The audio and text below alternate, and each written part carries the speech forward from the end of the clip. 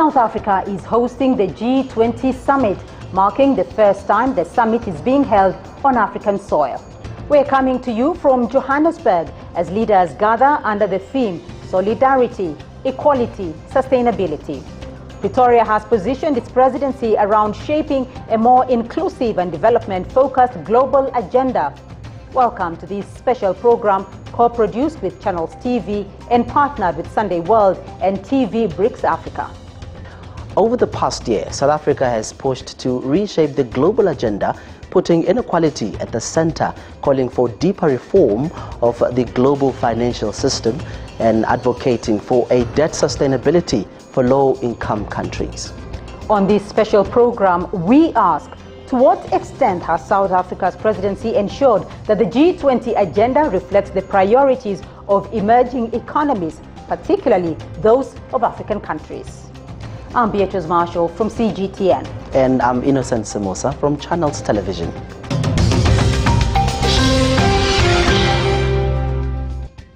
Well, to help us break down South Africa's leadership and the priorities shaping the G20 summit, we're now joined by our panelist, Dr. Malusi Mncube. He's, of course, a research associate at the Department of Politics and International Research at the University of Johannesburg. And, of course, we're also joined by Thembisa Fakude. He is Senior Research Fellow at Africa Asia Dialogue, and we're also joined by Dr. Joseph Upile Matola, an economist and head of the Economic Resilience and Inclusion Program at the South African Institute of International Affairs. Gentlemen, thank you so much for indeed making the time. And I'm going to start off with you. I want a very brief comment from each of you. Thembisa, let me start off with you here, because South Africa's presidency of the G20 is coming to a close. Briefly, if you were to name one thing that has defined South Africa's presidency at the G20, what would it be?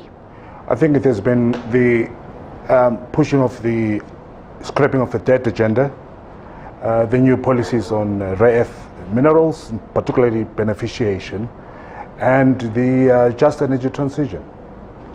Dr. Mncube? Proudly civilizational overhaul. So we're seeing Africans, melanated black people coming to the fore in international relations, unapologetic and very proudly so. Dr. Matole? For me, I think it is the push for the African agenda.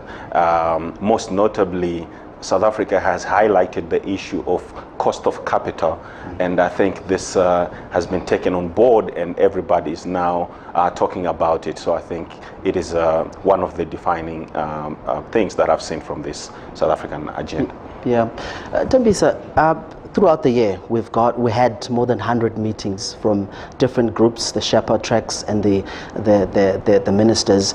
Then the question is, because the president has said that he will push the African agenda during this presidency, the question then is, has the African agenda, was it on top of the agenda? Was it visible in this year's G20? Well, it was visible, but whether you're going to achieve it is another story. I'm a pessimist when it comes to matters of G20 and all other multilaterals that have got no binding decisions. I don't think they were going to achieve it, but importantly is that the agenda has been amplified, and we got to have decision makers coming into this country discussing these very important issues, bringing them to the public domain for discussion, and I think that has been very important. Secondly, I think brand South Africa has also benefited a lot in this regard. President Trump's flip-flopping and U-turns has made President Cyril Ramaphosa a talking point, at least at this stage. The position that is taken, the fact that at the 11th hour the Americans made a U-turn, and we have the president who's digging in his heels in terms of how he's going to deal with junior US officials. That again places him in a different position.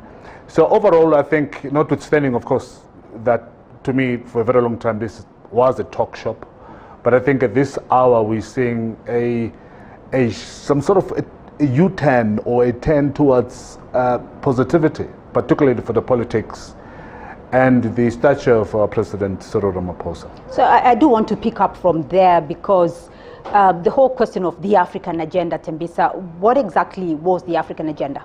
big question. What is an African agenda? But I think what drives it is the scrapping of the debt or the restructuring of the colonial debt. Many African countries are saying we can't continue like this if we were to develop. And the fact that we've got these international and global leaders in this country, it gives us a chance, now that of course the African Union is now part and parcel and a permanent member of the G20, those voices are going to be amplified in terms of, one, scrapping the debt or restructuring the debt, because that is an impediment. The other point, of course, is our embracement of the just energy transition. We have huge deposits of coal, for example, in this country, which we would like to dig up and export to other countries. But we can't do that because we are or have committed to the just energy transition. And if we are to forsake our resources, the Western countries have to pay in terms of transitioning. They have to pay in terms of replacement of the energy plants that have been fueled by coal for over the years, right. Or else we will resort back into our resource and continue pushing the development agenda. We will be looking at that beneficiation and the just energy transition in a minute, but Dr. Nkube, let me come to you here, because I want to find out about South Africa's strategy here, because its G20 presidency was guided by 4 pillars, mainly of its foreign policy: national interest, the Africa agenda, South-South cooperation, and multilateralism. Has South Africa succeeded in pursuing those agendas? We are succeeding. It's not going to be done one day, but over and above, I want to add on to what he has done. The brilliance of what we have done, structurally, what has happened. South Africa became a member of BRICS, and BRICS structurally and foundationally, they're architectured, and they became part of the architecturing of the whole global economy.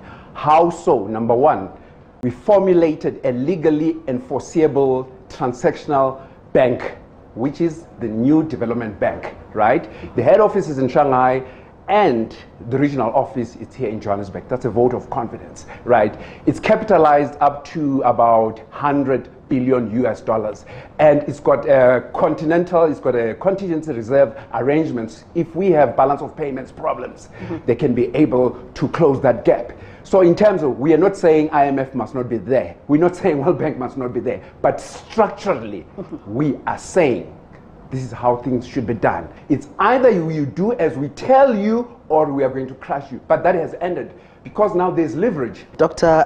Matola, let's then talk to you about the issues around trading systems. And you've been following the G20 throughout the year. What key reforms that SA want to see in the global trading system? And I'm asking this because there are some concrete plans that are being being discussed. What are some of the issues around the trading systems? Yeah, so there are a number of issues that the G20 is trying to do, and that South Africa has pushed for. The obvious thing is the reform of the World Trade Organization, to make it more operational, more functional, as well as to make it development focused, because trade it doesn't happen in a vacuum. Yeah. The reason we do trade is for it to have some developmental impacts. So we need the World Trade Organization to be reformed so that it can deliver those things. And those are some of the discussions that South Africa was trying to push forward. There's also the pushing for the principles of what they're calling the principles of trade and inclusive growth. Yeah. Again, to make sure that trade provides inclusive growth where all countries are benefiting, those countries from the global north and those countries from the global south. And lastly, there's also some push for a guiding framework on investment and trade to make sure that there's inclusive industrialization happening on the African continent and on other countries in the global south. So I want to talk a little bit about that whole question of reforming the trading system that South Africa has been pushing. And if you look at Africa's share of global trade, it is still, around 3%, and yet developing countries still continue to get unequal access to the markets. Exactly what leverage does South Africa's G20 presidency have to reform the trading system? When you look at all the other, there are enough countries out there that still want to see multilateralism and trading, rules-based trade continue. EU, China, and all other global south countries, they still want to see that continue. So that would help South Africa to leverage that and to push for. And there are other leverage points that South Africa can also have. There's been some initiatives that within the G20 that South Africa can push for. The compact with Africa, for example, that German started, that can be used to push for the trade agenda. The B20 engagement group is one of those engagement groups that people believe will survive the United States presidency, because there's those questions whether the engagement groups will survive. And the B20, the T20 push for the trade agenda as well. So South Africa can leverage those engagement groups moving forward. Dr. Mncube, you've been very much vocal about the relationship with South Africa.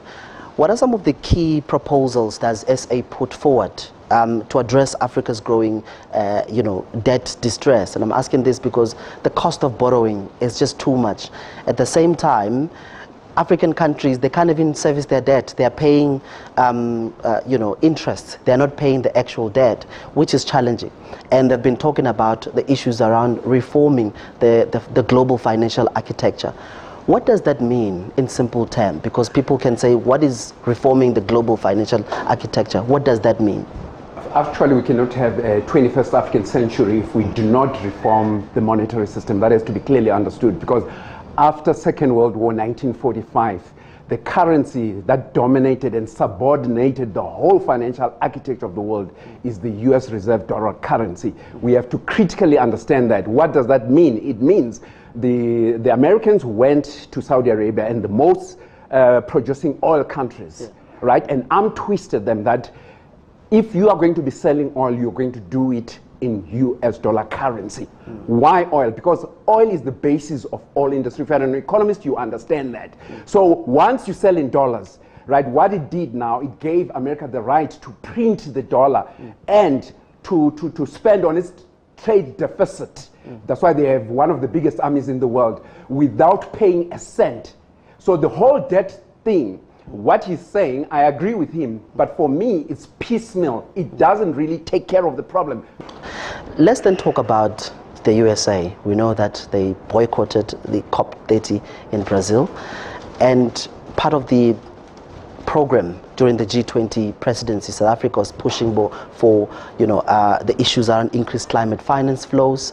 But then the question is, how are they going to unlock this? How is South Africa going to unlock these finances when America is not part of this process, and one would argue that they're one of the biggest polluters? Yeah, I think it's an important question, and South Africa has to be very careful, because we're not going to be funding the mistakes of the developed world. We find ourselves in this situation not because of our own doing, but because of the irresponsible acts of the global north, who continue to overuse fossil fuels for decades, and their level of development is at this point because of that irresponsible action. Now we are in a position where we are compelled to transition into using clean energy, but that has to be funded somehow, and we have to insist. And I'm glad I saw a number of young people yesterday protesting and calling for the global north to continue funding and looking at how they're going to assist African countries to transition into these new energies. So that's the first point. But at the same time, South Africa was, I think, too swift in its embracement of the new call to join this club. And in the interim, we have committed and accepted donations, which are not really donations. They have to be paid at some point. And we're talking about billions of dollars at the moment. And it's not going to be you and I who are going to be paying this. This is future generation, our grandchildren will have to be stuck with this debt. So it's important for us at this point that we speak sense to the powers that be And we put pressure on the current leadership that they must not accept loans. These donations must be free, and they must not be payable or repayable. And that's, we owe our future generations in that regard, because if we don't, it's a double whammy. So we have the historical colonial debt, plus we're going to be having another debt which will be as a result of this so-called just energy transition. Yeah, and change can be scary because, I'm asking because coal, some argue that we're not ready to just do away with coal, we need energy mix. But still, people are scared that this clean energy might destabilize the job market. Do you believe that we are able, as the continent, to basically go to clean energy or mix the energy? No, we're not. I don't think we're ready. I think the level of economic development necessitates for us to continue using the current fossil fuels responsibly. And we have to be at some point exempted. China, although it has been exempted by the Kyoto Protocols, because it was regarded as a developing country for a very long time, but it has voluntarily come out and say, we want to take the responsibility. And that's what we must push for. The Kyoto Protocols must not be replaced by anything else. And what's worrying, of course, is this over-enthusiasm that you see sometimes at these COPs. I've attended over 5 COPs. And when I mean COPs, I mean the COP 23, 24, 25, and 26, and now it's 30. And you see Africans really over-enthusiastic, calling for these changes. And it's okay, but also at the same time call for the financing of the transition. It must not just be about us doing the right thing, which is correct to do, but we must also put pressure on the global north to finance this transition that we're all talking about. Dr. Matole? Yeah, if I can just add to that question, I think what we have seen from the inequality report is undoubtedly that there are very concerning metrics. Inequality is just, we haven't improved, things are getting worse. 83% of all countries in the world have inequality levels that are considered unacceptable. Of all the wealth that has been created over the last 2 decades, 41% of that has gone to the top 1%. And half the population has shared 1% of that worth. The last 2 decades, the rich 1% have added $1.3 million to their own worth, whilst the bottom 50% have added just $500, right? So the metrics are going in the way that they're not supposed to go. I think we're also being sold a lie to an extent. The attitude of the service-concentrated economy is extremely problematic. I think at some point we need plumbers, we need painters, we need electricians, and you can see there's a deliberate sell of this service-concentrated skills, for lack of a better term. And yet our people are going to be found wanting, because it's a market that's going to be saturated very soon. It's a market that's extremely competitive. It involves not only Africans, but it involves Asians, Americans, etc. And yet we are failing to produce goods. Africans are not producing goods. We are producing intellectuals, we are producing service providers. And I think we need to rethink our position in terms of establishing or re-establishing a product-driven economy. Because our young people are not going to be competitive with time if we neglect this very important part of the economic development. All right, gentlemen, we'll leave it there for the moment. We are now going to take a short break. When we come back, we will continue with our conversation on South Africa and its G20 presidency. Do stay with us.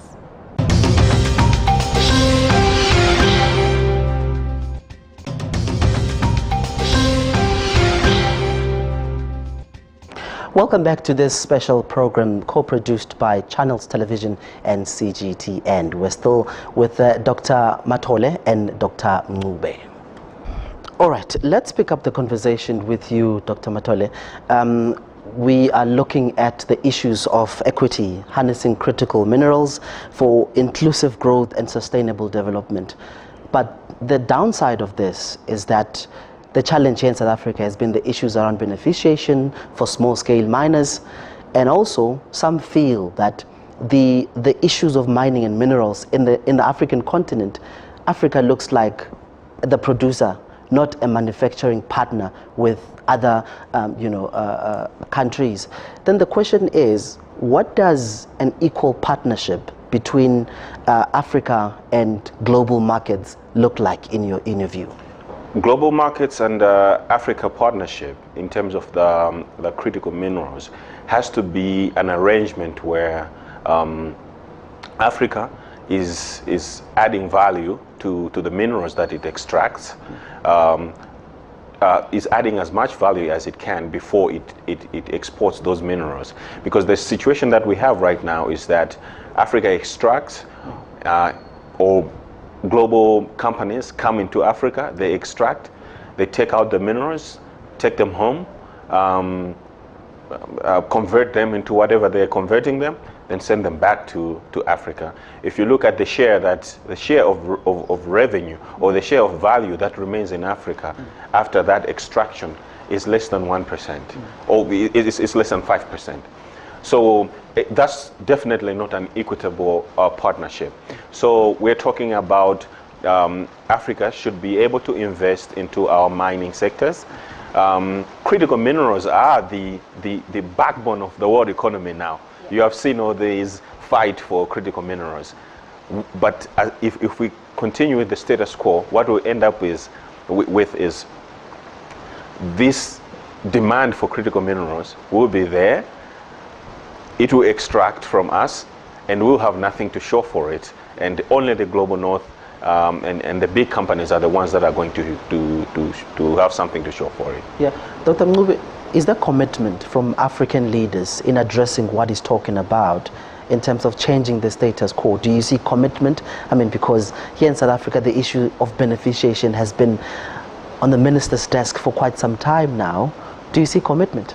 Normatively, there is commitment, normatively, and I want to say African Union has done very, very well. Yes, we can do a SWOT analysis and talk down about their weaknesses and all that, but normatively, structurally, in terms of normativeness, they've done very, very well, and we've come up with Agenda 2063, what has to be done, and there is some piecemeal work that we are doing and all that.